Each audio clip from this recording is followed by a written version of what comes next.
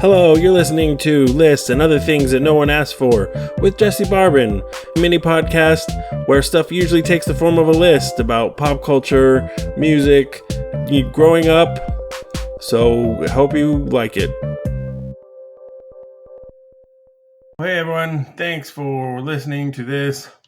It's a rainy day here in Albuquerque, New Mexico, which is rare, but that's, if you hear rain in the background, that's what we're doing. So, well, I'll just jump right in and say that this past weekend I had kind of like a dream show. I opened for Jason Daniello, and I made videos about him, but basically it was really cool. It's hard for me to put into words just how cool it was. Here's what.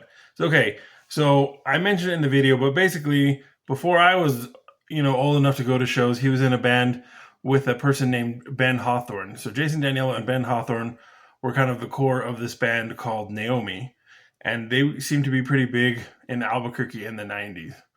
And that band broke up, and I don't know all the specifics, but I wanted to interview him, but it didn't pan out. But I don't know what happened. And then they were in a band called the Hopefuls, which seemed to be more of Ben Hawthorne's band. And Jason was kind of just playing like a sideman role, but you could hear him on the record and he's really good. And then kind of before and after the Hopefuls, he was solo as Jason Daniello and playing with his band, Jason and the Argonauts, which is really cool. So I came on the scene when the Hopefuls were kind of ending. Me and my brother saw them at a radio rock festival called Edge Fest, which is a thing in Albuquerque, New Mexico. It was 107.9 The Edge, and it was in 2000. And the band's on the main. We wanted to see 311, so that tells you what you need to know about us. And then with all the other bands on the stage were like Disturbed and Nickelback, and we were like, no, let's go take a break and go see what's happening on the local stage. And then we saw Jason Daniello and Ben Hawthorne and the rest of the band, the Hopefuls, playing. And I thought they were really good. We were very impressed. And so we bought this I don't remember how we bought it on the internet. There was mp3.com, or maybe it was cdbaby.com, you could buy physical CDs. This was the year 2000. So we got a compilation of Sock Your Mom Records. I think that was an Albuquerque-based record label, or maybe it was like a vanity thing, but it had a bunch of different bands on it, like Starsky and Stoic Frame, and I can't remember a lot of the other ones. It definitely had the Hopefuls, and it had one of Jason Daniello's solo songs called Babylon, I think. This was a while ago. But anyway, we got it. We really liked the Hopeful song, so we figured out how to buy the full-length Hopefuls album, which was called Prype. Was really good. It's on Spotify, and I recommend it. It's a really good listen. And then also from that, then we found out about Jason Daniello, and we listened to him. I thought both of his albums were good. Like, I bought his first album, and then around 2004, 2005, I was at the CD release show for his second album, and it was really good. And like I said in the video, if you watched it, sorry for rehashing, but he left to North Carolina, and it was like, took it a little hard, but then I was kind of moving around a little bit after that myself, so I followed him a little bit. He had a band called the Broom Stars with his wife, which I think is really cute. He had he was in he worked for Moog, and he was in an electronic project called Orgatroid, which I think he still does. And anyway, he started releasing new music, and I was really excited. And then I don't know if I liked his stuff on Facebook. I followed him on Facebook, and he reached out to me and asked if I wanted to open for him at a show. And it was like kind of mind blowing. And I was like, doing comedy, right? Because I'm not that great of a singer. And he was like, yeah, doing comedy. So I showed up and did comedy, and it was great.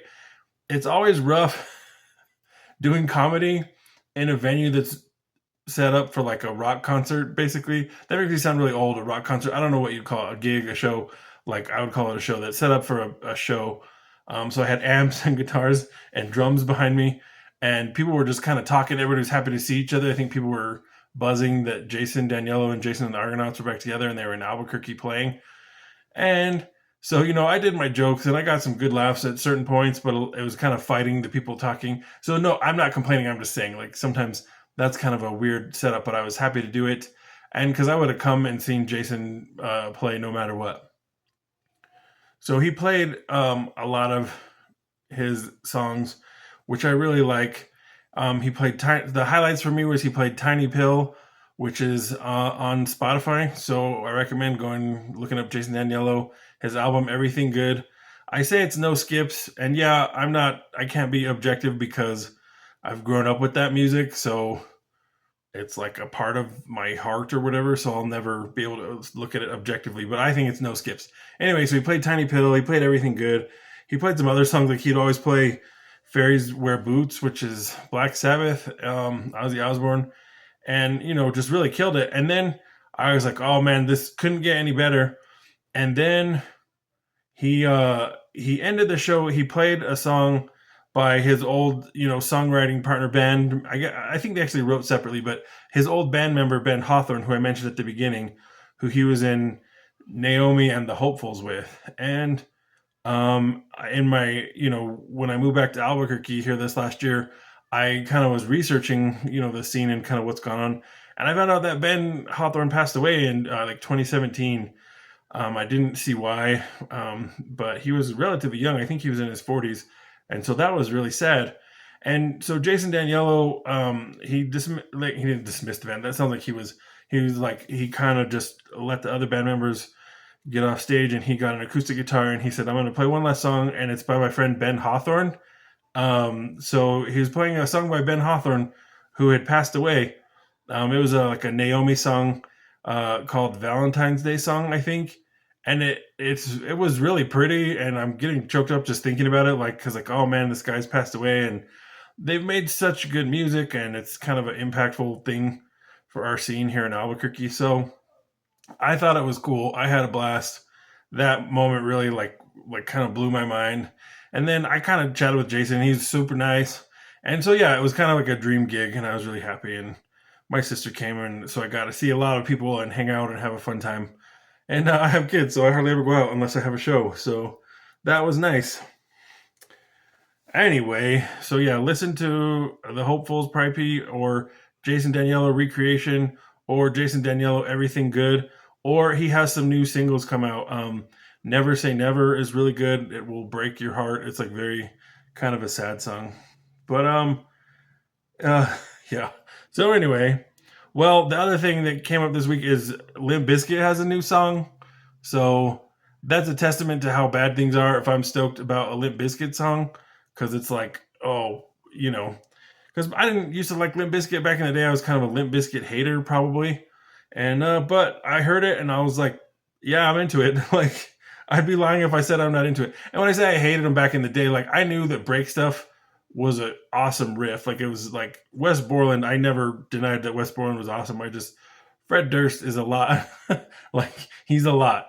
So, but his talent is undeniable. So anyway, things are terrible. So the nostalgia of hearing a new Limp Bizkit song that sounds like a Limp Bizkit song around 98 to 2000, like right between, I don't know, I think it was like Significant Other and Chocolate Starfish or whatever, like that was pretty awesome. Like I was stoked, it was good.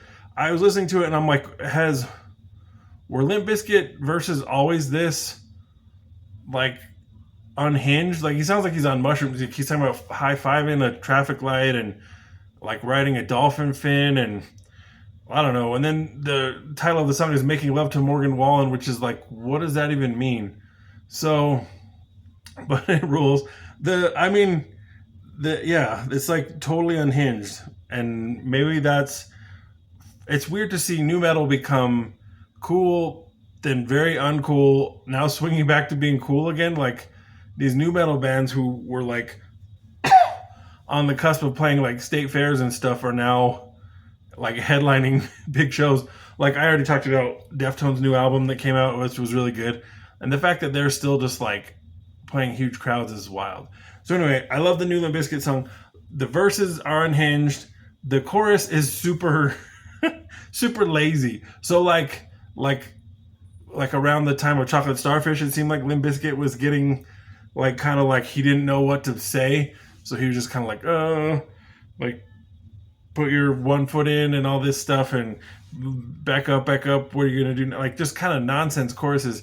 And this one is very much that, like, hey ladies, when you're hot, you're hot. When you're not, you're not. What do you say about that? You know? But it rules. Just him going, hey ladies, was kind of like, is like the last 25 years hadn't happened, and it sounded like 99, 2000. I was kind of like, oh, things are gonna be okay. Like, oh man. But yeah. So I fully endorse the new Limp Bizkit. I never thought I'd be happy to hear a new Limp Bizkit song, but against all odds, here I am evangelizing for Limp Bizkit. And if there's a full length to come after this, I'm 1000% on board. Like, I think the parts of it that embarrassed me growing up, like just his kind of like general not seriousness. Like some new metal was like very self-serious and angsty, and they had angst, but they were never taking themselves too serious. And I was just like, it's a joke kind of. And they were so popular that I kind of like tried to distance myself from it when I was that age. But I mean, at the end of the day, it rips, and I'm gonna listen to it, I guess. So I don't know, man. It's a weird, it's a weird state of affairs, man. If Kamala Harris had gotten elected, I don't think this song would exist. So on the one hand, like, cool that the world is ending because we get this awesome Limp Bizkit song, but I don't know. It's a weird time. But I'd prefer that the world didn't end, but maybe it's worth it. The world ends that we get this song. I don't know what I'm saying. The song is good. It makes me feel conflicted. I listen. I don't know. I used to be such a huge music person, and listen to everything and know who did what and who produced what and what label was everyone on. And now I don't know none of that. And I used to feel bad about it, but I don't anymore. So I just kind of get whatever Spotify kicks up, and I just like listen to it because like what else am I gonna do, you know? So the other thing is my sister she texted me out of the blue and was like, "You remember Emarosa?" And I was like, "Oh yeah, the band with Johnny Craig," because I haven't followed them. I knew that he was in. Then he tried to sell MacBooks and stuff, and then he was on drugs, and then he left or something. So I thought it was that. And then she's like, "No, they have a new singer, and they had an album that came out in 2019 that's really good, and it's called I can't remember. It's called like Peachy Keen or something. What is it called? Let me look it up real quick. So, but it's really good. It sounds really 80s, which is kind of like very random. And I don't know. It makes me want to, listen to all of their other music because I kind of their first album was called like Relativity or something, and I lost track of them after that. So I don't really know what they've been doing. So it makes me want to go back and look at stuff. So yeah, it's called Peach Club. Like why, I don't know. But anyway, it's really good. It sounds 80s, and I don't know why they made that decision, but it's really catchy and good. So if you slept on that like I did, I would recommend going back and listen to it. It's kind of interesting to listen to the different bands that have a really iconic singer, like from first to last. Their stuff they've done with the guitarist singing. I should know his name. It's like Matt Good or something. I don't know. It's like kind of different. It's like very different, and but it's good. It's like its own kind of thing, almost separate. But I've enjoyed kind of stuff like that, listening to it, and I feel like this Peach Club album is kind of like that. So anyway, that is very good. I Only Murders in the Building has been surprising me. It's been a lot better than I thought it would be, because I thought it would be trash, but it's not bad. I like it. I think it's hard to go this long and be this critically admired and not totally jump the shark, but I think they do well at it. So hopefully things are good for them and that they keep working on that kind of stuff. And then also Alien Earth is good. I really like it. I don't know how they're going to resolve it. I really hate the Mark Zuckerberg kind of character, which you're supposed to. And it shows like kind of what bad dudes those guys are. And I like that. So that's all. I mean, it's weird. I I had said something like knocking tech CEOs, and there was a comedian here in Albuquerque. This is a couple years ago, who was kind of like, "You don't know what you're talking about. CEOs are great," and I was just like, "What? Like, how does one come to think that?" But I think it's just being raised in capitalism, and it's kind of a weird time. So anyway, lots to look forward to. Halloween is coming up, so I hope everyone's having a good week. Hopefully, I think I'm going to have some shows coming up, and I'll let you know. Thanks to people who came out, and I will talk to you guys later. Bye.